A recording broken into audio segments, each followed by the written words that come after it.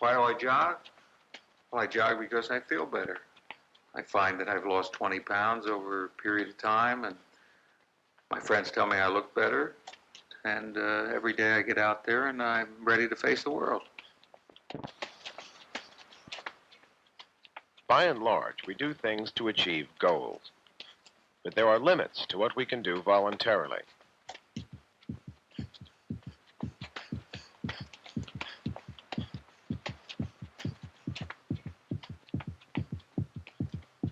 No matter what good it would do him, this man could not command his heartbeat to decrease now, or so it seems.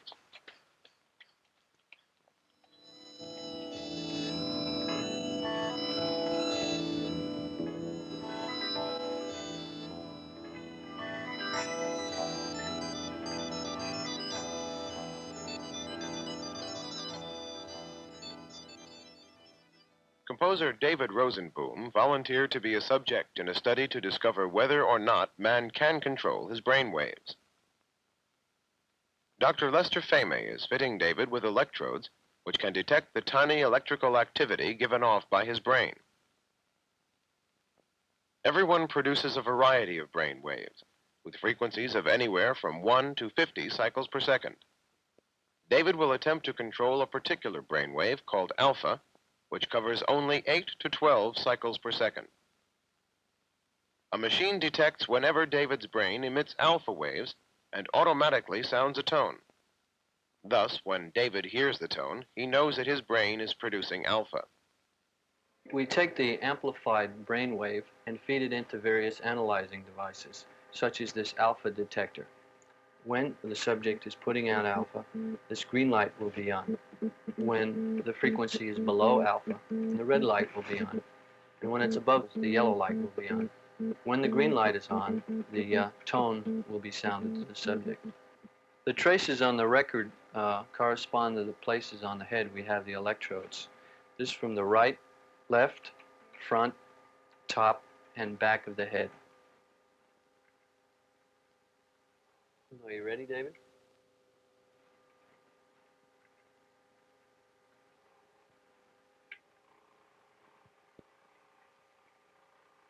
David's task is very clear: to keep the tone on as much as he can by increasing the amount of alpha he emits.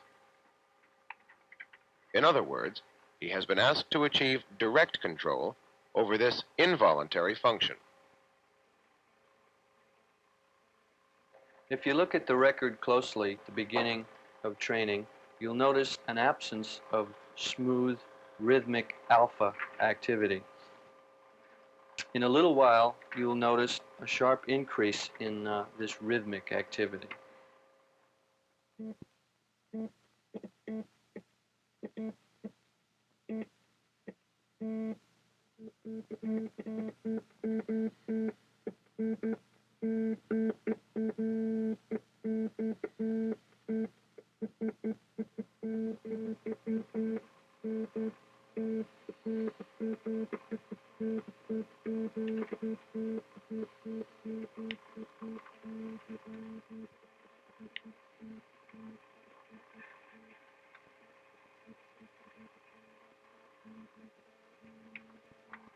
After some considerable training, you can hear a great increase in the duration of tone, and you can see that the record shows a great deal of very rhythmic, regular activity. The alpha activity is about all that's present on the record at this point. David has increased his alpha activity from 10% to 80%. Okay, that's it. High output of alpha often produces an unusual state of consciousness, which is very pleasant. In fact, outside the laboratory, such high levels have been found only in people who have spent years at meditative disciplines such as Zen or yoga. David is able to turn on alpha waves at will after just a few sessions. This ability has other effects in his daily life. Working, functioning, been able to use it to enhance almost all aspects of things. For example, the ability to concentrate, attentive ability is very strong. The ability to zero in on one thing, stay with it very clearly, and then when it's time to change and go to something else, make a really clear-cut division and then go and be as intently involved in the next thing that's important to you, whether that might be working or relaxing or whatever. And then the ability to let down the perceptual inhibitions, which everybody has and has built up from his habits and his learning experiences, which is, of course, one of the things that relates to drugs and the drug experience. But this is a much greater ability to scan the environment and make instantaneous connections between things that you see in it. In relation to drugs, how would it compare? How would the state in which you produce a lot of alpha compare with, say, a good drug high of some Yeah, kind? it's there's almost no comparison. It's much more more powerful and much more rewarding. It's a reward. The ability to control and the ability to hallucinate everything and the ability to function so well is a reward for an effort that you've put out, a reward for something that you've done. You've sat down and you've made the distinction. Okay, now I'm going to try to achieve this control, and you've done it. Everything that you create, you're very conscious of it being a result of your own creative effort. It comes within you, and nothing's going to be there unless you put it there. And it's not just taking a pill and having it happen to you. It's your own thing. David's control over his brain waves is powerful, but perhaps it is not direct control. Emotional feelings are involuntary, but method actor Don Barry can control them indirectly. You know, just as long as you hold it, it depends on how, the amount of anger that you get going. There's two ways you can do it. You can do it just purely mechanical, but if you just take your hands and press them together, a frustration thing produces anger. You can do a physical thing that produces anger, just sort of blind, unfocused anger, or you can do a kind of an emotional memory. You get the sounds and the smell and even the sense of space that you had in the other event. Think of a specific place where something happened that was emotionally packed for me. There's a room with a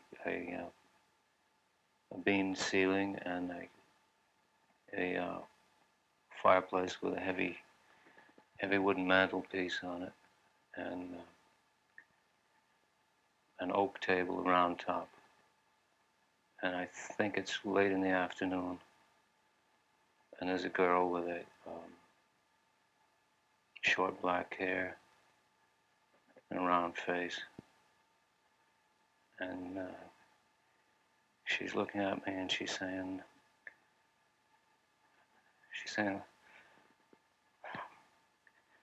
"Oh, Donald, I don't know how I can stand the pain," and I keep looking away from her, and I don't know, I guess I'm looking out the window. There are plants in the window, and I'm trying to watch something far away.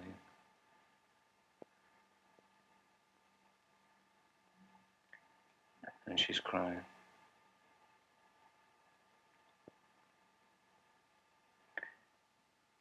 No, that's a kind of a mild emotional recall. After you repeat the things enough times in rehearsals, and you get the right combinations. This indirect control of involuntary functions is acceptable because it preserves our conception that some functions are involuntary. That is, they are not subject to direct control. We're working with some patients, trying to see if we can train a patient who has too fast a heart rate to slow it down. How do you reward a patient, a human being, for this sort of thing? Well, in my opinion, the best reward when you're trying to do something is knowledge that you've succeeded, especially with a patient. If a patient is trying to lower his blood pressure, it's a little bit like, say, in playing golf. When you see the putt drop into the hole, then that's a reward for having made the correct shot. Now, imagine you were trying to do this blindfolded. You wouldn't learn very much.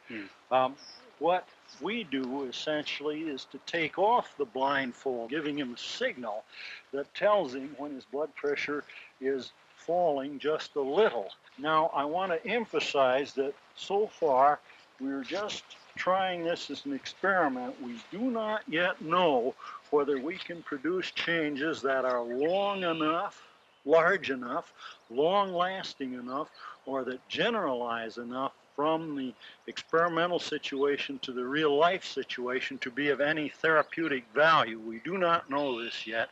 It's just in its initial stages of trying it out. Well, do you suppose that any of these psychosomatic symptoms could have been learned through reward training in the past history of the individual? Theoretically, it certainly is possible that psychosomatic symptoms can be learned by reward or what psychiatrists call secondary gains. Suppose a child was scared to death of going to school on a certain day because he had an important examination for which he was utterly unprepared. Then the fear might just naturally, through its innate connections, produce a number of different symptoms, such as grumbling stomach or feeling faint, so on. And suppose the mother ignored a number of these symptoms, but when the child looked very pale, she said, "You're sick and can't go to school today." Whew, just tremendous relief from fear on the part of the child, which theoretically could reward that symptom. In the past, a few men using disciplines such as yoga have achieved powerful control over involuntary functions. It now seems likely that what they achieved was direct voluntary control. The work on reward training of involuntary behavior may soon make such powerful inner control readily available to everyone. Okay, if you've done all the exercises and you've got a lot of those things under your belt and you're fairly free, you can, it becomes very easy to bring up emotions. A diver, for example, has very good voluntary control over his body, but somebody who hasn't practiced diving doesn't have very good voluntary control. I think it's merely a matter of practicing and getting rewarded for successes, such as a nice clean dive into the water, and punished when one does the wrong thing, such as a belly flop that stings in the water. So I think this is exactly the way one gets voluntary control over any function. I mean, it's not necessarily gaining control over the tone, it's gaining control over yourself. Once your memory is strong enough about what you've done, then you don't need the tone anymore. And then once you're there, you become keenly aware of your own power. And not of an exertive power, a power which is a force that you exert on somebody else or on a thing or on a machine or on the outside world, but your power over yourself.